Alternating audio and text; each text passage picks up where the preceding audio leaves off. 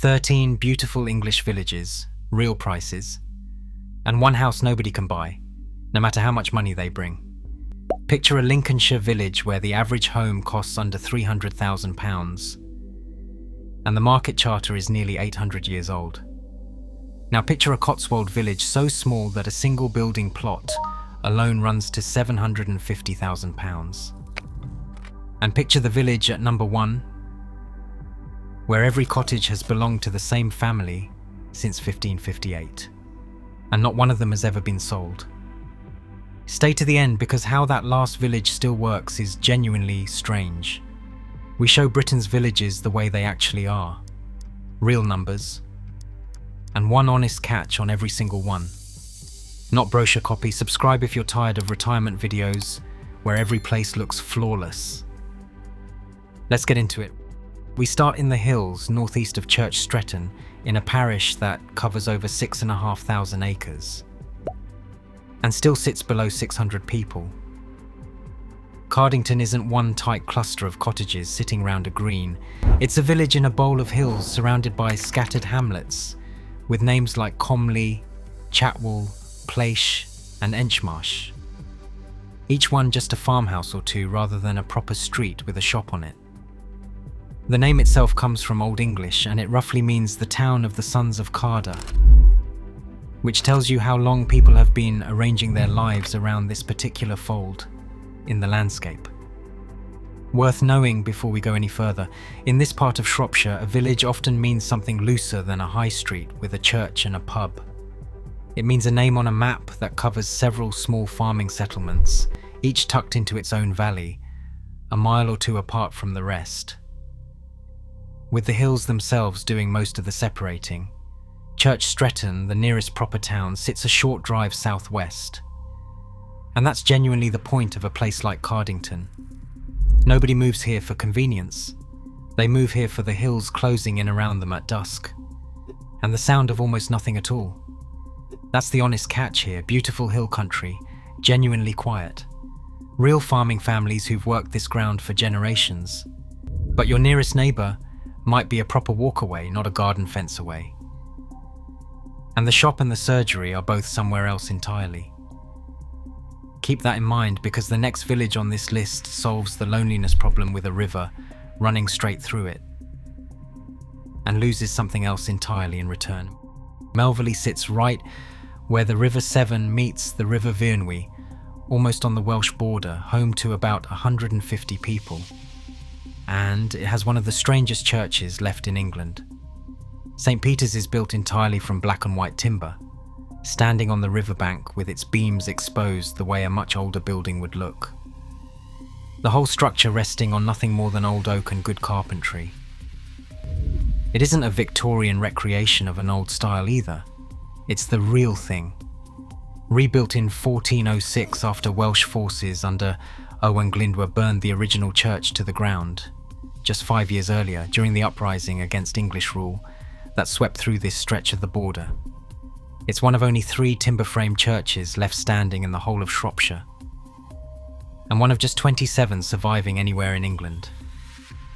600 years standing on a riverbank, through wars, through floods, through everything a wooden building shouldn't survive. And it's still the parish church people are married in today, the same beams overhead the whole time.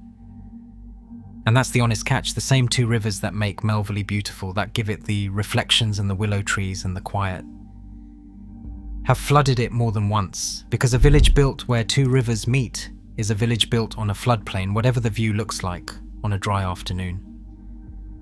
Worth knowing if you're picturing life on that riverbank, rather than just visiting it for a few hours in the summer.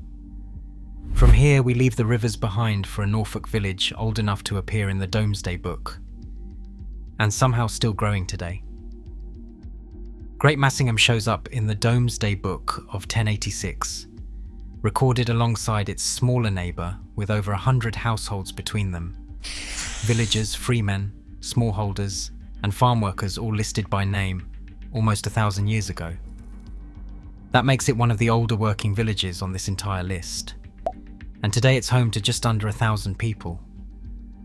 Unlike a lot of rural England, that number is actually rising rather than falling.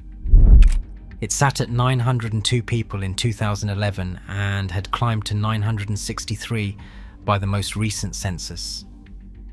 Real growth in a part of the country most people assume is quietly emptying out.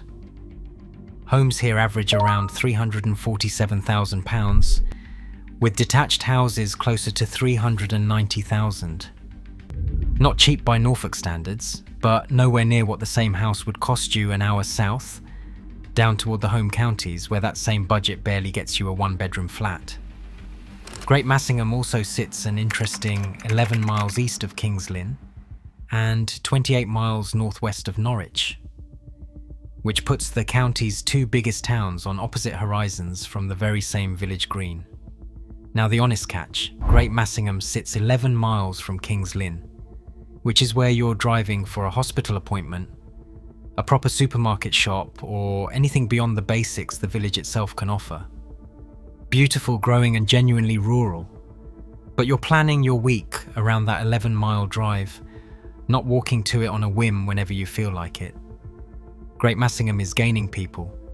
The next village on this list used to have its own railway line and lost it 70 years ago. Laxfield got its market charter in 1226, the first village in the area to be granted one, and it's been a working farming community ever since, home today to somewhere over 800 people.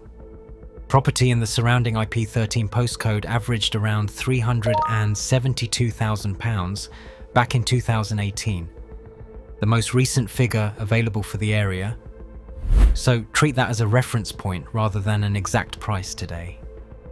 Well into the last century, more than 100 men here still worked the land for a living, ploughing and harvesting fields that had been worked the same way for generations before them. A way of life that's mostly gone from rural England now, kept alive here longer than in most places.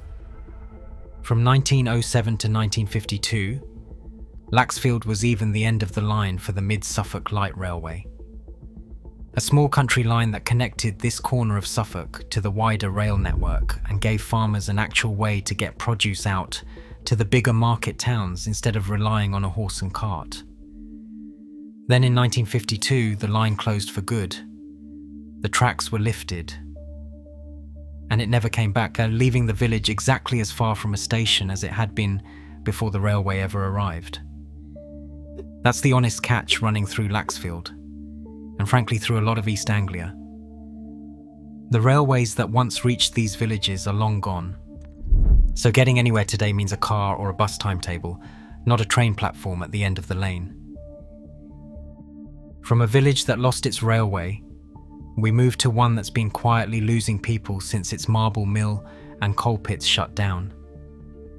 Dent is the kind of village people call a chocolate box without exaggerating, with genuine cobbled streets running between whitewashed cottages and hanging baskets outside almost every door.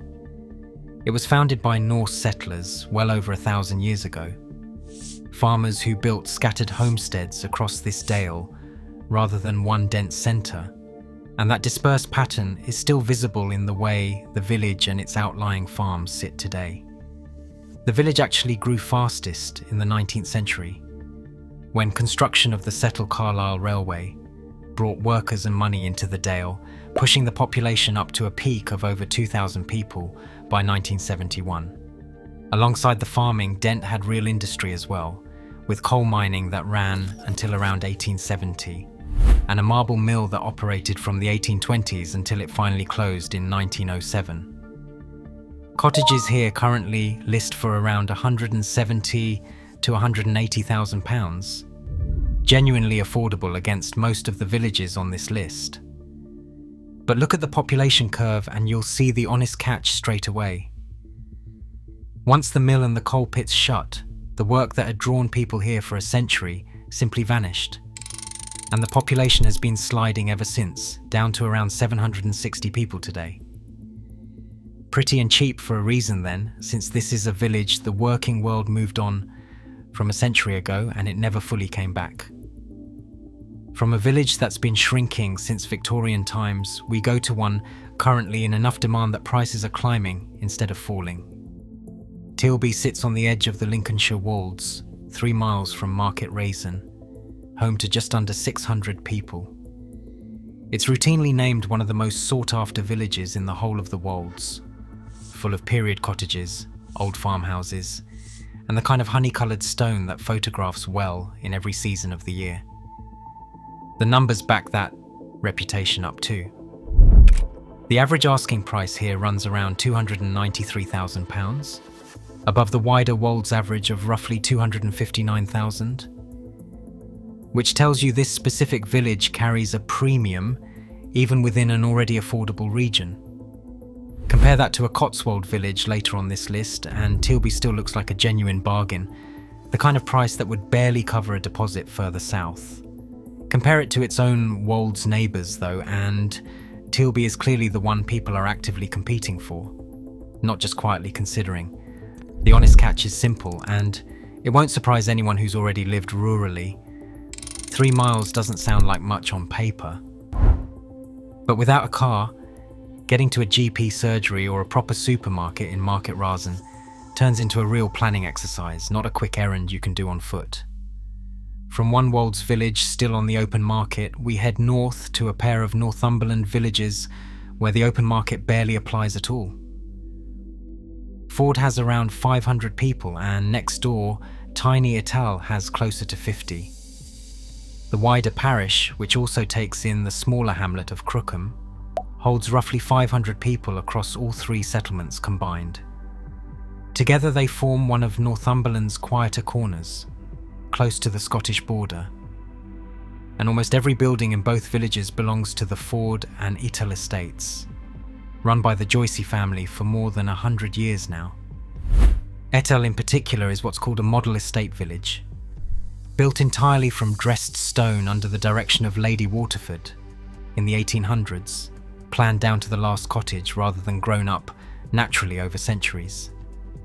And it still looks exactly the part today, right down to the pub and the old mill by the river. Property in the area currently ranges from around £80,000 up to £850,000, averaging somewhere near £350,000. But the honest catch matters more than the price range does here. Buying into Ford or Etal isn't quite like buying into an ordinary market town, because so much of what's around you, the cottages, the mill, the pub, still belongs to one estate rather than dozens of separate private owners. You're moving into someone else's long-term plan for the place, not just a house with 4 walls of your own. From 2 villages held together by one estate, we head southwest to Swaledale's old capital, a village with roots going back to the Saxons. Reeth sits at the head of Swaledale, the most northern dale in the entire Yorkshire Dales National Park. And people have lived on this exact spot since Saxon times, a good 500 years before the Domesday Book was even written. Around 724 people call it home today, down from the 1456 recorded here in 1840, back when the parish stretched to cover several nearby hamlets as well as the village itself, including Fremington and Heeloff, which is part of why that older figure looks so much bigger than today's. Reeth still earns its nickname, the capital of Swaledale, even though 1,000 years ago the neighbouring village of Cardington actually held the only church and burial ground for the whole Upper Dale, making Cardington the more important place at the time. Today Reeth has 3 pubs, a village shop, bakeries, a cafe, a primary school, guest houses and a proper village green, which is more genuine daily life than plenty of prettier looking villages manage to keep hold of once the tourists move in. The honest catch is distance, plain and simple. This is the most northern dale in the national park, so any serious hospital trip means a longer drive than almost anywhere else on this list. Worth remembering that before we assume remote automatically means worse, because busier doesn't always mean better either, and the next village on this list proves that point directly. If you've made it this far, you already know this isn't the usual postcard tour. So consider hitting subscribe. We're covering the real version of rural England here. Real prices and real catches, not the brochure version of it. Now the top 5, starting with the village that turns Reeth's whole quiet versus busy question on its head. Kettlewell is one of the busiest little villages in Wharfdale, a genuine hiking hub with around 321 people living there year-round. And that popularity shows up directly in the price. The average house here runs close to £400,000, well above the Yorkshire Dales regional average of roughly £338,000, and a 4-bedroom detached home averages closer to £644,000, with some properties reaching well over £1 million once you're near the river. Prices across the whole village currently span from under £40,000 at the very low end to £2.5 million at the top. A wider spread than almost anywhere else on this list. Even renting isn't the cheap option here. A modest home typically costs somewhere between £800 and £1,000 a month, which is real money for a village this size, wherever in the country you're comparing it to. Compare that jump to Reeth, just up the valley from here, and you can see exactly what fame costs in property terms once word gets out about a place. Reeth has the history and the isolation.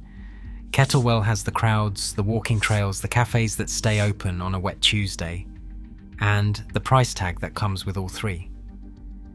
The honest catch is straightforward. This isn't the cheap end of the Dales, and anyone picturing a bargain retirement cottage here needs to adjust their expectations upward quite a lot. From a village priced up by its own popularity, we go to one so small and so overlooked that it legally stopped existing on its own 70 years ago. Howick last had its own population count back in 1951, when 246 people lived there. 4 years later, in 1955, the parish was formally dissolved and folded into neighbouring Long Halton, which means Howick hasn't had separate figures of its own since.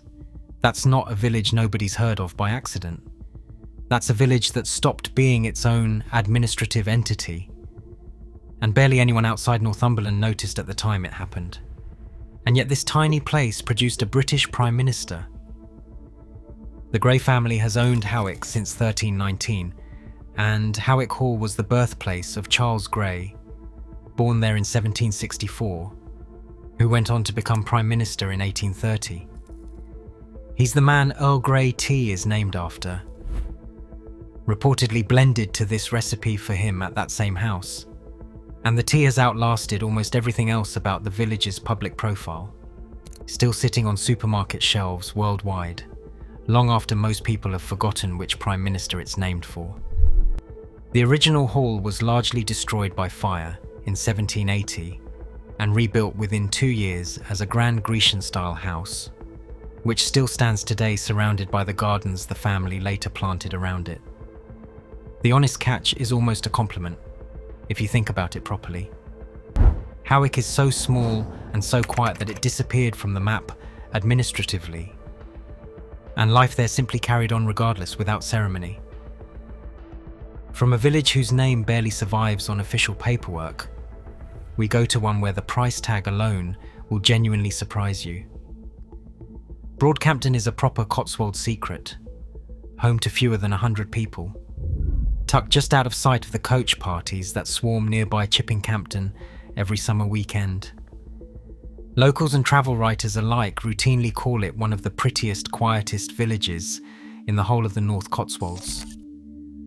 And it's home to a Quaker meeting house from the 1600s, the oldest of its kind still in regular use anywhere in the UK. A genuinely rare survival hiding behind an unassuming stone wall most visitors walk straight past. Now the honest part, because I've promised it on every single place on this list. The average sold price in Campden is £573,000. Properties currently on the market range from £750,000 for a bare building plot, no house included at that price, up to £1.5 million for the larger homes. Read that again, £750,000. And that's before anyone's laid a single brick on the ground. Compare that to Tealby's £293,000 or Dent's cottages at under £200,000. And you can see exactly what Cotswold scarcity costs, regardless of how quiet or how genuinely unknown a specific village might actually be. From the most expensive village on this list, we go to one that isn't playing the buying and selling game at all. Blanchland is home to just 135 people, and the whole village is built from the bones of its own history, quite literally. An abbey was founded here in 1165 by a nobleman named Walter de Bolbec, home to monks who wore white robes, which is where the name Blanchland comes from. In 1327, King Edward III stayed here while campaigning against the Scots, and feeding his soldiers for that stay left the abbey so poor it never fully recovered financially, its numbers of resident monks dwindling to just a handful by the late 1400s. Henry VIII's agents dissolved it completely in 1539, as they did with monasteries right across the country that same decade. In 1709, the Bishop of Durham bought the ruined estate outright, and when he died in 1721, it passed into a charitable trust that still runs the village today, over 300 years later. The cottages you see now weren't built from new stone at all. They were built by that trust using stone scavenged straight from the abbey ruins around them, which is why the whole village has the same weathered honey grey colour, church and homes alike. So here's the honest catch, and it's less a warning than a fact worth understanding properly before you fall for the view. Own a cottage in Blanchland and you're still living inside a charitable trust that's been administering this place since before America was even a country. Which brings us to the last village on this list, where that same idea, a place you genuinely can't just buy, gets taken to its most extreme point yet. Downham sits under Pendle Hill, inside the forest of Bowland, with a stream running past the village green and stone cottages that have barely changed in decades, home to just 214 people. There are no overhead wires here, no satellite dishes, no roadside signs, no TV aerials anywhere in the entire village, because the estate that owns Downham simply doesn't allow them. It's why the film Whistle Down the Wind was shot here in 1961, directed by Richard Attenborough and starring Hayley Mills, with children from nearby Chatburn Primary School playing alongside her. The village didn't need dressing up to look like a different era. It already looked like one, without a single prop. And here's the part I promised you at the very start of this video. One family, the Ashertons, bought this village outright in 1558, and they have never sold a single house in it since. Not once in over 4.5 centuries. Every cottage in Downham today is still a rental from that same estate, not a purchase you could ever actually complete, however much you offered. Nobody has bought a house here in over 460 years, because none of them have ever gone up for sale to begin with. That's not a marketing trick, and it isn't some strange coincidence either. It's simply a village that was never built to be sold, only to be lived in, generation after generation, under one family's name, the whole time. 13 villages, 13 different reasons nobody's heard of them. Distance, decline, popularity, price, and now an ownership that simply refuses to end. Tell me in the comments which one you'd actually pack a van for, and which one surprised you the most.